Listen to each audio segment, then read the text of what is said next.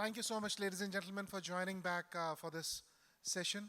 I think this is one topic which is probably the most discussed in any human circle, the artificial intelligence.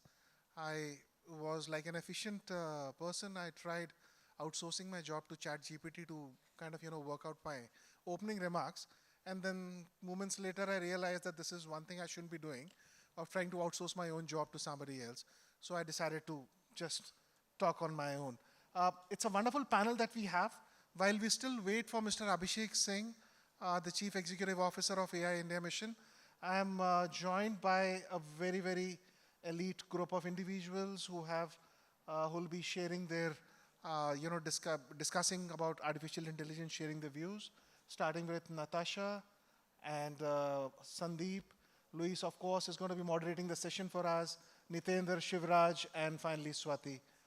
Thank you so much, panelists, for joining us. Luis, if I may request you to take over, please. Thank you, Ranjeet. And so we're going to be talking about India's AI path to 2047 with a particular focus on looking at the people, progress, and inclusion.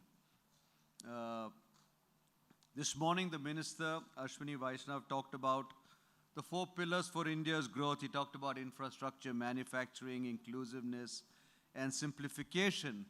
And he also talked about the problems being so large that, frankly, we need technology to be able to solve these problems, and therefore the role of AI becomes even more important over here as we look at solving problems of scale. Especially as we need to leapfrog the solutions that we have, be it in healthcare, education, farming, climate, public services, etc. We have 4 key players over here. There's Meta, there's Mastercard, there's Microsoft, and PhonePe. But before we sort of get into talking about this, there's been a lot of buzz, as Ranjeet said, about infrastructure, about AI and the importance of it, and how we heard this morning also the minister talk about the huge strides we've made in chip manufacturing, etc. But then we also read that when there are discussions in the US happening, for example, at the All-In Summit in LA, a lot of focus was made on energy, independence, national defense, AI, and India doesn't get mentioned also over there. So the talk in India, which is about how great we are, doesn't really fit in with what's happening over there. And then earlier today, I was talking to one of our ISPP alum, Shivam, and about the fact that there are so many startups in AI, but they're not really relevant. How do you help them become more relevant in the economy today? What role can the government start? If the government doesn't start using these startups, how will they grow? So that's something which we'd also like to sort of look at. So let's start off, with on the right, extreme right, Natasha. Would like you to sort of, maybe you could sort of kick off and give us some introductory thoughts on what you're seeing AI is about, and then we'll move on from there. Yeah. Thanks very much for that, Liz, and hello to everyone. And I want Ajay to know that I was here on time. So that having been said, look, I think I'm the eternal optimist, and I will say that I really believe that AI, like Ranjeet said also, is transformational technology. It is technology that is changing societies and economies at scale. If we just look at India with our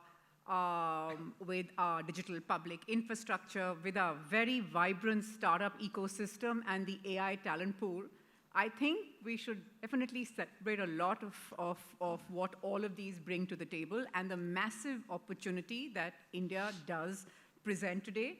You're right, financial inclusion, healthcare, education, public service, the tens of millions, and so on.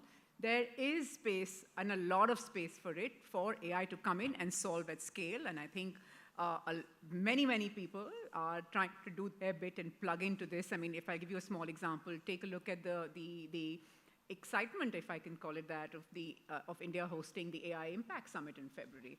Mr. Singh is not in the room at present, but he's, of course, along with his team at India AI Mission, leading that effort. And there is a lot of active participation and interest from people around the world, a lot from the developer community, from Indian companies, to really show up and make sure that India is showing itself as a country that has the opportunity to lead when it comes to inclusive innovation, not just for our people, not just for our country, but also the global south and beyond. And I think that that opportunity definitely exists. The job is never going to get done, I think, just looking at our scale, but I think that we've made massive strides, and I know that there are people on the panel who have views on, the example that you mentioned about where is India in this conversation and that conversation, and I think we'll get more time to talk about it, but all I'll say is that I think we have to be clear on, where do we want to be seen as leaders, and not try and lead everywhere. Where is the maximum opportunity lie, maximum opportunity to show impact at scale, and I think that that's where the focus ought to be. Thank you. Sandeep, any introductory thoughts? Thanks, Louis. Thanks a lot. I think fundamental to the theme of progress and inclusion is how we are able to diffuse AI faster and how we are able to make sure that every citizen of our country, other countries in Global South specifically, they are not left behind. And when I look at diffusion, I think the fundamental thing there is, if you go back in history and look at some examples, look at the example of electricity. The regions or the communities which got electricity late, they were left behind by many years, many decades. Same thing happened with internet. The communities or the regions which got internet late were left behind. And we do not want that to happen with AI. We absolutely want that AI should be a technology that is accessible for everyone, and it's actually solving citizen scale problems in a country like India. And I think what can we do in terms of building infrastructure, building policies, skilling people, upskilling people, reskilling people to make that AI diffusion a reality? I think that should be one fundamental thematic we need to work on as a country. And as Natasha mentioned about the AI Impact Summit, a lot of work happening which India is leading on in terms of actual impact of AI on healthcare, on education, on agriculture. We have to showcase those solutions to the world and make sure that many, many solutions which are coming from India are used by users globally. And we need to build those applications and companies that build AI solutions for global scale. And that will come through AI diffusion, faster diffusion. Thank you. Nitendra. Sure. What I feel is that if we look at impact of AI, especially if we are talking about 2047, we are still 22 years from there. And it's really important to focus on the fact that if we are looking at what we call as progress, what does progress mean? India has very strong roots in its culture, in its history, and so on. If progress to us means what US is doing, what other countries are doing, do we need to copy that? A good reminder for ourselves is that, when I was a child in villages, I would go to a shop and the shopkeeper would give me chocolates, not in a plastic bag, but in a bag that was made of newspaper and recycled easily. But we learned from other places, plastic bags are good, and then we did a lot of plastic and so on, and then after 20, 30 years, we realized, oh no, they have gone back to paper, so let me get back to paper. That is an opportunity for us. What is the progress that's going to be 22 years from now? Let's go to that rather than following a curve which will take us back and then we again come back forward. So what is it that, we talked about infrastructure, we've been talking about energy requirements of AI and so on. Indians are the ones who identified Mangalyaan, which could take us to that place with much less cost, with much less energy and so on as compared to the NASA, right? So if we copy, we are not doing our best because our roots are elsewhere. No matter what India does, it won't produce an NBA. We are an IPL folk community in some sense, right? So our roots are very strong. I think the importance that we need to figure out, and now when we see the payments ecosystem, that area from where I come from, look at the innovations that have happened in the fintech space in India as compared to where you go elsewhere outside. People, if you talk about inclusivity, go out and see what the farmers are doing, go out and see what the auto rickshaw drivers are doing, what the vegetable vendors are doing, how fast they have made their payments, how fast they've made their reconciliations, how much of that is helping their economy, their businesses. That is inclusion. That is changing stuff. So I think the critical thing when we are talking about AI here is, especially from an impact perspective, what is progress for India? What is progress for our own people? Define that rather than copy, and I think we'll do great because our roots are really, really strong in sustainability. Our roots are strong in inclusivity, and that's what we should perhaps follow. Thank you, Nitendra. And Shiv. So, like Natasha said, we are all die-hard optimists. That's why we are sitting here looking at the prospect and potential of AI. So when I asked the minister this morning about the topic and the way he framed it, one piece of data point which I remember is, and since Nitendra talk about low-cost solutions at scale, he cited in the physical world new approach to railways where you will have travel of 1,000 kilometers for 400 rupees. So that comes down to about 2.5 rupees to a kilometer. Now, if you look at that cost comparison with anywhere in the world, there is no comparison. Like at 2.5 rupees per kilometer is like what? Not even 10 cents to a kilometer. So that fundamental approach, if applied to what AI could do, is the space that I would come from. And my general belief is that I was telling Louis and everybody else, like, I'm of the view that in India, very quickly we lose ourselves in the debate of saying, oh, India is not known, India is not in the room when we are talking about multi-billion-dollar funding of AI companies. That's fine. That's a different debate altogether. The question is, can we deploy whatever model there is out there in the world, whether it is Llama from Meta, it's Grok from X, it's Gemini from Google, like the minister said. What will it take for us to deploy those to solve at scale in India? That piece, global companies cannot do. That innovation can only happen by Indian companies. Why? Because global language models may not understand the language diversity, although even they are doing a damn good job. So my belief continues to be, how do we solve using AI rather than solving for AI? You have to solve for the people. You're not solving for the technology. You're deploying technology. A lot of people say AI is like the way locomotive was at some point in time. AI is the way automobile industry. So AI is that technology of the future. Yes, it is. So we should deploy AI for the service that we need. And what is the service that we need? Nitendra talked about payments, so since now I come from payment perspective. In the financial world, you don't talk about AI like, oh, AI is the coolest thing. How are you using AI to make your system foolproof? Integrity, for example, fraud checks, scams. All fintech companies are using AI, but they don't want to talk about it.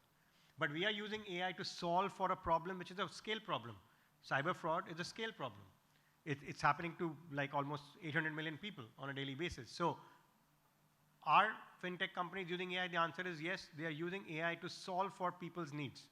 Similarly, and Abhishek can talk better, many years ago I was sitting in Abhishek's office and he said, what if using language AI, a farmer can get quotes, real-time quotes of his crop? Doesn't have to go to the mandi. And that language model starts learning and knows this farmer only produces soya or only produces lentils. And the whole model can be catered through an agentic chatbot to cater for his crop needs. So when you ask Louis about what can it solve for at scale, I think we should look at the sectors which need at-scale solutions. Payments we have solved for from a DPI perspective. Agri, India is already building an agri stack. Will we deploy AI? Obviously, yes. Crop pricing, price availability, etc. And maybe Abhishek can talk more health, right? A lot of the insights, in fact, there are many companies, one out of Gurgaon, in fact, I met while I was at Meta and now I know them well, purely building solutions of the very basic primary care. Do you really need to go to a doctor? Can you answer a few questions and get basic care using primary health centers? So I'm not obviating the need for the physical primary health center. But using those question answers, can you get the basic diagnosis? You don't need to waste time to go to a doctor, to go see, then go to a chemist. Can that be built through AI? The answer is yes. Education is the last one where I will stop. My 11-year-old kid loves using ChatGPT. Not a good idea, I know. My daughter, who's 7, who tells him that you will not get smarter, you will get dumber because you'll keep asking ChatGPT. I think she's smarter than that, but him. My simple point is, Now translate this into a at-scale rural problem. Availability of books, not possible. Doesn't happen. But electronically, if you can help create a curriculum using AI to deliver the content, you've solved for something fundamental, which is textbook. So it's a question of how are we thinking of deploying solutions rather than saying, oh, how are we deploying for AI? No, we don't have to think of it like that. That's where I stand. Sure. You know, you talked about, Shiv, you talked about healthcare. So at ISPP, one of the first centers we set up was a Center for Universal Health Assurance. And the aim of it was, how do you make quality healthcare in India affordable, accessible, and available? And the first focus area is really on primary healthcare. And again, using technology for it, and how do you solve? Because there's a capacity problem over there.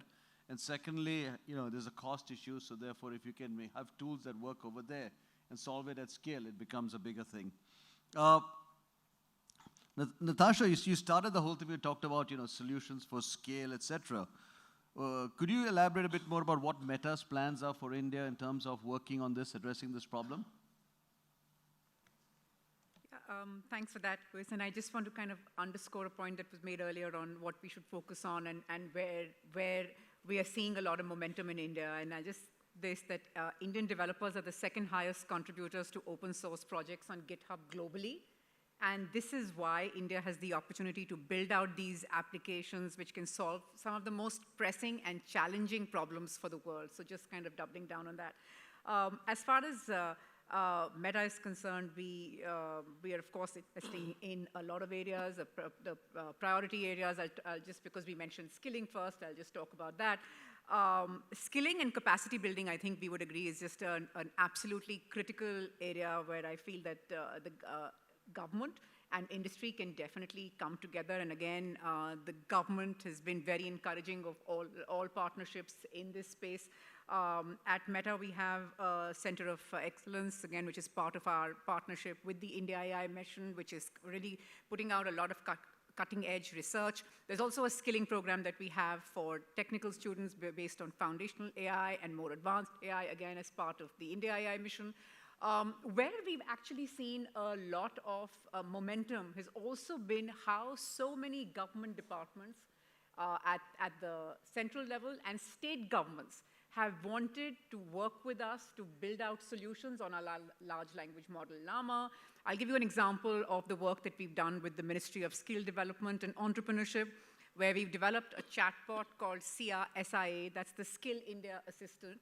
So simply put, you know, on the Skill India website, you'll find hundreds and hundreds of courses. So they are online courses which people who want to get skilled or upskilled can tune into, can play at their own, can learn from at their own time. What we've done is, when we identified with the Skill Development Ministry that this is a gap, that they're finding that on their journey of skilling India, it's just access to the right resources. So instead of going through 800, 900 courses, you can use the bot in English and Hindi at the moment, and eventually in more languages, to ask a very pointed question. It can be a very niche question. How do I use drones for agriculture in the next part of India to solve Y problem?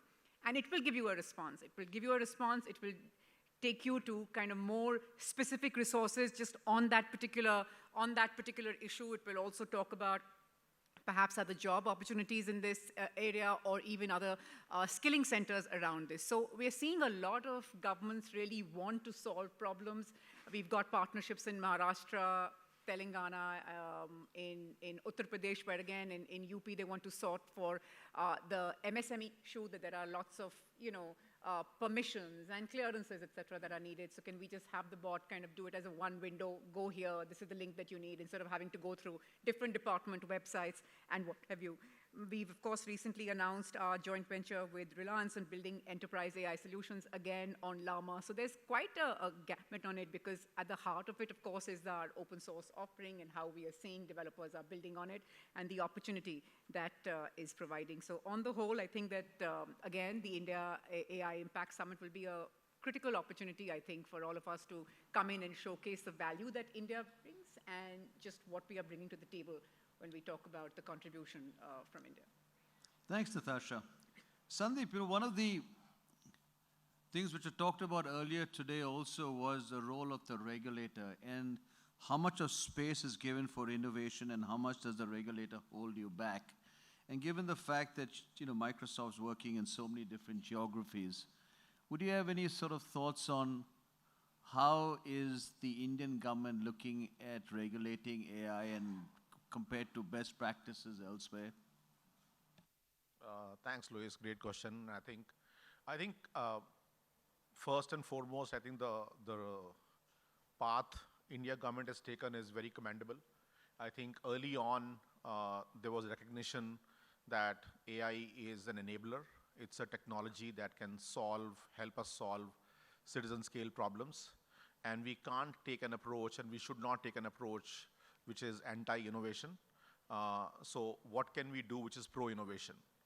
And also not making the tech too restrictive, but making sure there is room for people to use the technology, play with it. It's a new and emerging thing, things changing every day, every week.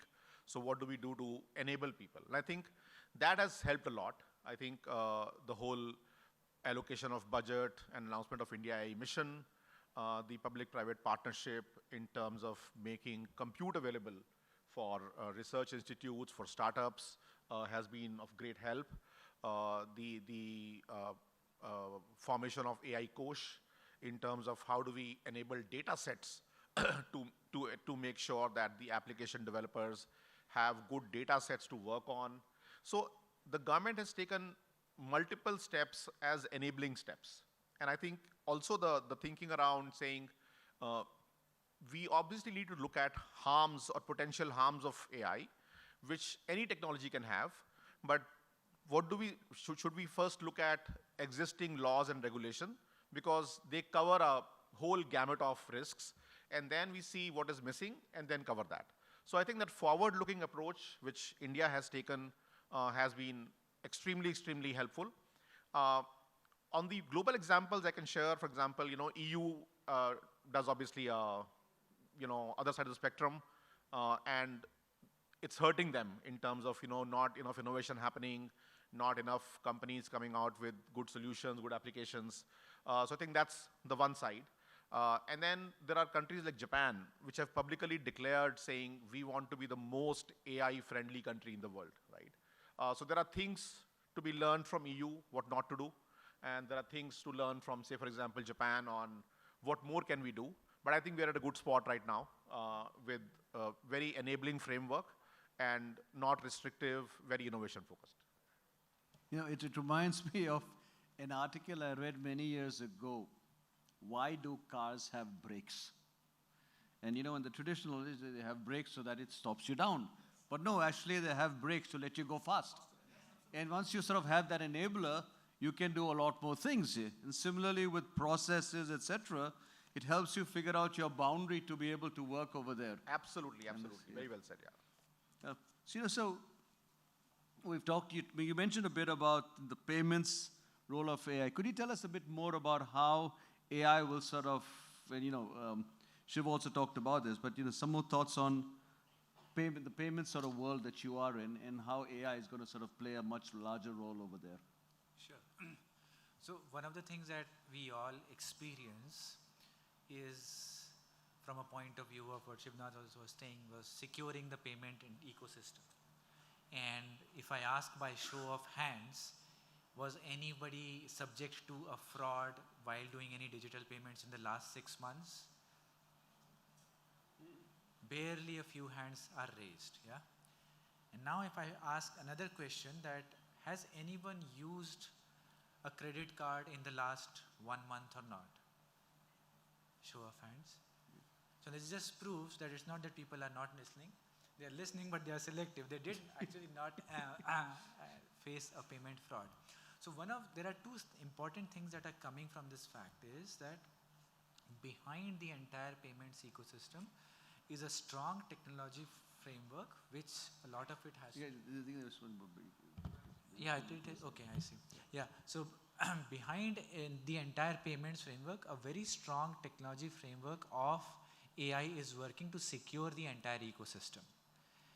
It's just not possible humanly to be able to secure 1 billion transactions a day, right? You need an algorithm. You need an algorithm that can run fast.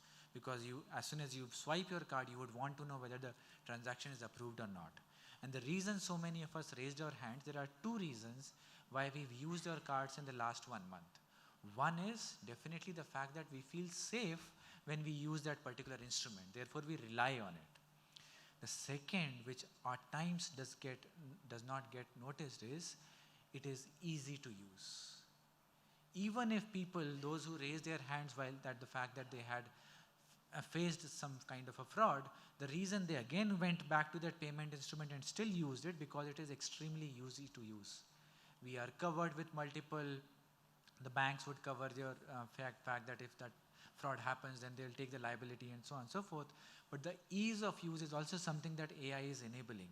And that is the reason that's actually made payments so inclusive in our financial ecosystem in India, which is what I was earlier alluding to, the fact that when you go out, everyone out there suddenly has become, the digital literacy has increased significantly because the ease of use has increased with AI.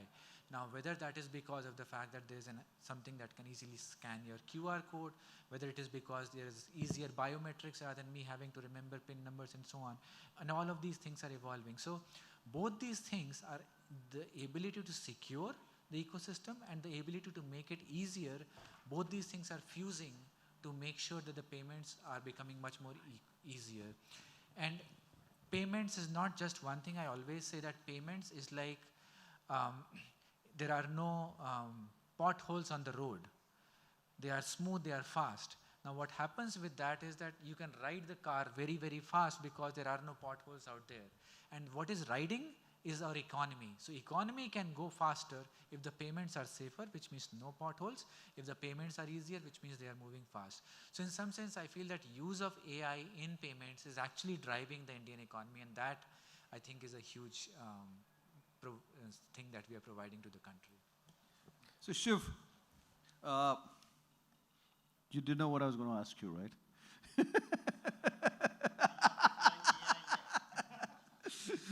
Okay, so we were, Abhishek has just joined us, so I thought I'd ask you this question before he came on. You've talked about, we were talking earlier, and you said that the government is doing enough. Corporates need to sort of step up a bit. We were talking, and even in one of the earlier sessions today, Amitabh Kant was also talking about the fact that companies need to be taking more risk, etc. Any thoughts on the sort of as we've had Sandeep also talked about the fact that the government's regulations are pretty enabling over here. Any thoughts on that, about the government doing enough and we need to do more? We have the best expert in the room. I don't know why I should answer this question. I think it should be Abhishek who should be asking this question. But before anything, let me also wish him happy birthday. It's his birthday today, so please wish him. Now, you will not ask me how did I find that out, but it's pretty much everybody knows. That's a meta algorithm which told me, but no, I'm just kidding. No, AI helped him find that out, actually. It's all about AI, right? No, I think Abhishek is in town, so maybe he should talk about it. But as the minister said, I think the Indian government bias toward innovation is pretty clear. I think in my former role, I've been a beneficiary of it. In my current role, I do see the hunger for the government to solve for things using technology. Minister said it. On a lighter note, what Sandeep said, and it's not my line, I will use. EU is the Silicon Valley of regulation. Silicon Valley is the Silicon Valley of innovation. Say it again? Ruchir, I said it's not my line. I will quote somebody. It is Ruchir Sharma's line. India, I think, is the, and maybe that's a meta line I'll use, but India solves at scale. Then I think what AI will do for India is to solve for scale. So what can the government do? Government is not going to be AI company, for God's sake. They are not setting up a PSU. So thank God. I hope so, Abhishek. You're not setting up a PSU. But what is the government doing is the enabling factor. What I know as a recipient of it, as an industry player, I can tell you, if you talk to Abhishek, and Abhishek can go on for hours on this, so I'll hand over to Luis and Abhishek. Compute, where you need some push, because always companies can't do it, so government is into compute capacity. That's number one. Government is getting, I just saw IIT Bombay, Tech Mahindra, etc. have been awarded the next set of LLM support. So what government can do, run challenges, invite companies in India to build fundamental models, which is what they are doing. Third, on chip design, government is doing. So what China has done to NVIDIA, maybe India will never do that, but India will promote a domestic ecosystem. So what is the government, and the last one, which is more important, they are not making any crazy laws saying impinge, stop AI, first figure out it is safe, just like the Europeans do, kill every innovation. They are saying first build, innovate, solve. If we have a problem, we have existing laws to clamp you down, which they do, by the way. If you get into the IT Act, etc., they have enough provisions to kind of penalize you if they want to. So the bottom line is, government is trying to create an ecosystem is the way a user is seeing it. I am seeing it. They have not stopped ChatGPT. They have not stopped Llama. They have not stopped anybody, unlike some of the other countries that we know. So they are encouraging more, but also encouraging a domestic ecosystem. Now, is the government's role to now say to the private sector, please do more? They are doing it. Is the private sector doing enough? As much as they can. Louis, the point I made, and maybe I'll submit it to Abhishek and he can talk more, is that we don't need to benchmark, and I think Nitin said, we don't need to benchmark to what everybody else is doing. Everybody else does not have a 1.3 billion problem. It is we who have it. We have to deploy it for our use. Why are we again saying, oh, we are not getting multi-billion funds? I read in the papers today, most of the SaaS companies are transforming into AI tech fund of funds. One of Abhishek's former advisor / employee himself joined the government and now has set up a $75 million fund. So that you are getting capital, you are getting encouragement and ecosystem enabling factors, and work is happening. Now, is Sarvam world known? I think Sarvam should be world known. Language diversity is one of the biggest things, otherwise we will lose all our heritage. Meta, please don't expect Meta to solve for Sanskrit scriptures. Why should they? I mean, they will do as much as they can. But the Indian companies have to do it. There is enough work in local language, Odia, language, literature that is happening. There are AI companies who are doing it. We don't know. We don't know enough. Maybe what the government can do is to magnify it, and I'm hoping the AI Impact Summit will be an opportunity for India to showcase its work. Ranjeet, can I pass over to Abhishek? Let's do that, please. Sure. Welcome. Do you want to sit over here and talk? Okay. Whatever. Yeah, sure. So thank you, and sorry for being late. We just finished the event, the AI Impact Summit logo launch and the summit formal launch by our minister, and we also did a few announcements for the India AI mission. As you know, as Shivnath was also mentioning, we are trying to create the enabling ecosystem, and the real work ultimately will be done by entrepreneurs and by startups and by researchers. So we had, in March, we had announced 4 companies to whom we are supporting for building foundation models. Today, I announced 8 more, including one by IIT Bombay, which is trying to build up a trillion parameter model, a real cutting-edge state-of-the-art model, plus a lot of other specialized models also in healthcare, a model which will help us diagnose mental health conditions, especially Alzheimer's and epilepsy. So that's being done by a group of doctors and engineers. Then a small language model which will be for material science, which will help us discover materials for various engineering applications. Another model for science. So the whole the ambit of India AI mission is expanding from models to smaller sectoral models and data labs and applications about which you will get to know more from the announcement that were made today. As far as the Impact Summit is concerned, as you all know, February 19th and 20th will be the Impact Summit. The focus is on looking at impact, moving on from Bletchley Park to Seoul to Paris, which we co-chaired this year, where the focus was action, but here we are looking at impact on 3 key pillars: people, planet, progress. How AI impacts people, especially in regard to jobs and the whole need of reskilling, upskilling. Then planet, as we all know, AI is always requires sustainable, we need to make AI more sustainable. How do we limit the energy that is required for AI? How do we use AI? So that's one part of it, but on planet, we're also looking at, while AI itself consumes a lot of energy, but how can AI also be used to address challenges of climate change? How AI can be used for climate action? How AI can be used for predicting floods, for predicting extreme health, extreme heat events. So that kind of applications also focus will be there. Then another theme that we are focusing on very in great depth is about science, how AI can be used for cutting edge science, for research, for drug discovery, for gene design. So that's again going to be another focus of the summit. And then of course the third pillar, people, planet, the third pillar is progress, how AI impacts economic growth, how AI results in increasing productivity, increasing yields, increasing efficiency, increasing incomes, and also AI for social good, how AI can be used for enabling access to healthcare, for agricultural practices, increasing farmers' incomes, how AI can be used for transforming education. So this is the whole gamut around which the summit will be held, and along with that there will be innovation challenges, one open innovation challenge for everyone, one for especially women, one for youth. We also have a research symposium in which researchers will be coming to present papers. We will have a pitch fest in which startups will be making pitches to VCs and investors. And along with that, we also have an expo in which a lot of startups and AI technology will be showcased. So broadly, that's the whole lot of activities. A lot of information is available on our website. We have also launched expression of interest for hosting pre-events before the summit, in the run-up to the summit, and we have got almost 200 partners for such pre-events. This also, I believe, is a pre-event for the AI Impact Summit. This is the 23rd pre-event. So in the days to come, if industry partners and other organizations also want to host pre-events, we're happy to have you do that. So I think I will conclude here and let if there are any questions that we take, given that we have hardly any time left. So that was efficiently, that was like a brilliant sort of synopsis. You're fabulous. It's your birthday. Okay. So I was told by Harsh that there are two questions over here. One by Sudhir Zutri. Okay.